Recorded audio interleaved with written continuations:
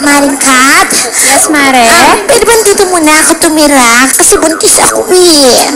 Naku, Mari, alam mo, ang dapat, dun ka tumira sa bahay ng nakabuntis sa'yo. Dapat panindigan niya yan, no? Oo nga. Kaya nga ako dito eh. Kung nasan si kumpare.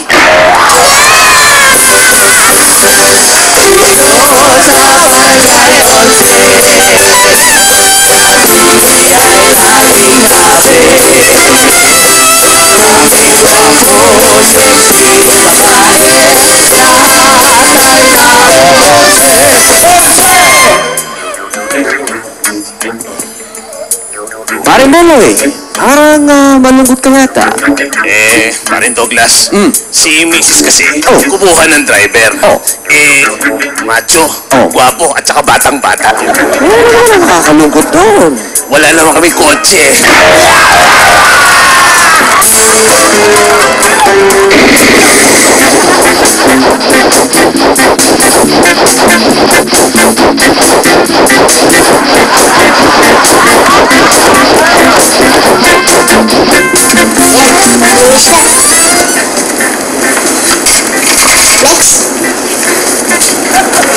Last na to, Sam. Nakulayan mo na lahat ng coloring book ko. Dapat kasi hindi ka gumagamit ng super speed power mo. Sorry, pasensya na.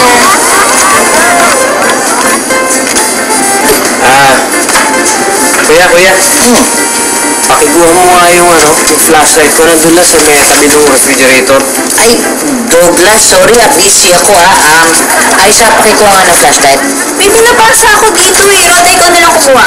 Bakit ako? May ginagawa yung tao eh. Sam, ikaw na lang kumuha.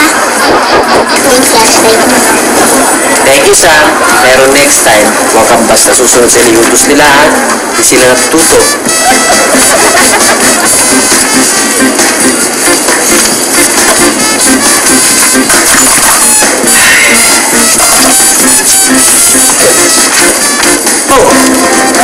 Bakit mo pa nililigpit yung mga pinggan, ha? Uy, linisin niyo yung mga plato. Oo nga naman Aisa, pakiligpit ng lamesa. Ako? Roda, pakiligpit na yung, lamesa. Bakit ba lahat ng utos si tatay sa akin bumabagsak? Kasi ikaw ang pinakabata. Kaya lagi na lang ako. Ako na lang ang ako. Ay, saka natuto magsalita ng ganyan, ha? Mga matatanda itong kausap mo. Hoy, kayong lahat, ha? Mabuti pa kaya, lahat kayo bigyan ng responsibilidad, ha? Toka-toka tayo sa mga gawaing bahay. Nang gayon, lahat kayo maging responsable. Tama. Kaya magmula ngayon, Aisa, ikaw na ang parati magluluto. Roda, ikaw ang maghuhugas ng pinggan. At ang natitirang mga gawaing bahay, paghahatian ni Douglas at ni Sam. Sandali. Ba't ikaw wala nagawa? Ako ang kuya.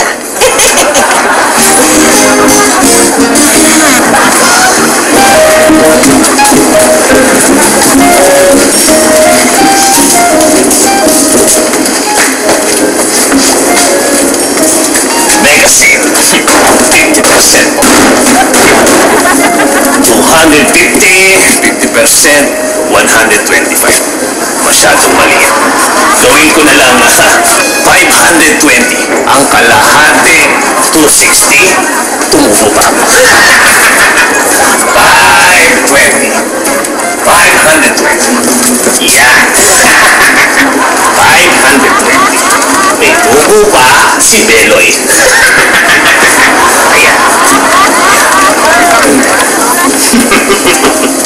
Ayan. Beloy, anong ginagawa mo? Joy, dinadagdag ako yung presyo. nagbibiro lang naman ako. Nagbibiro. Eh, ayan na, oh. Booking na booking ka na. Mandaraya ka talaga, mandalambong. Ay naku, Mami. Ibig sabihin natin magkalat natin. Dali! Sige, umpisa na natin. Mga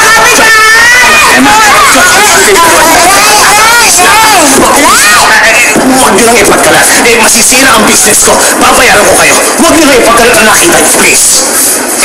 Magkano? 50 pesos, 10 tips.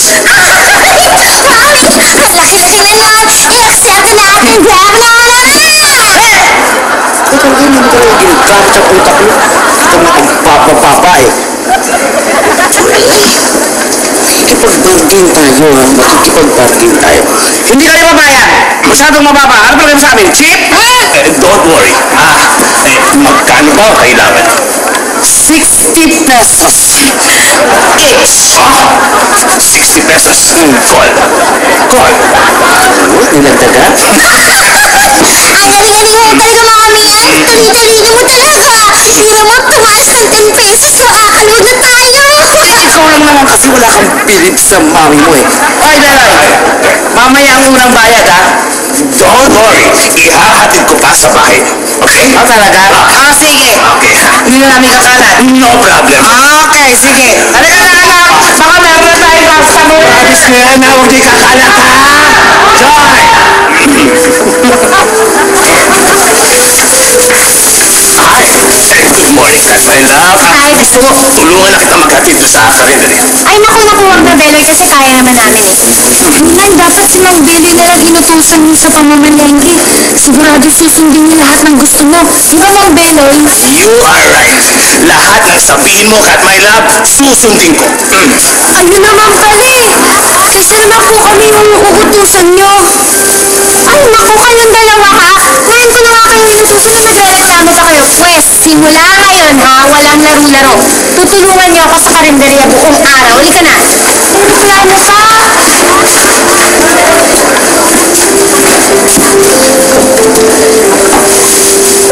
Kawawa talaga kaming mga bata.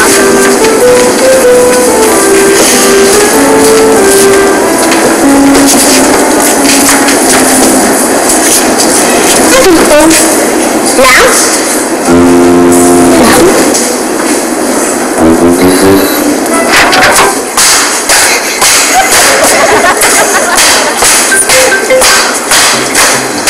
Bakit ka nagdadabog? Eh kasi naman, bukod sa assignment sa gawaing bahay, gagawa daw ng house rule si tatay. Bawal magkala. Kapag may pasok, dapat matulog na maaga. At kapag weekend, hindi dapat puro laro. At marami pang iba. Anong problema? Mahirap ang pinagagawa ni tatay. Sundin mo lang naman ang house rules. Pag nasunod mo na, wala nang problema. Eh kaso nga, ayokong sundin.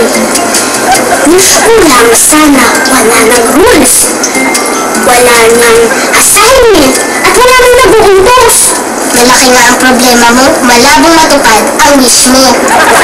Meron lang, kapag may lumabas na genie dito sa lamparan na to, kapag kinuskus ko. So fairy tales lang naman si Aladdin at ang magic lamp. But you'll never know. Try mo.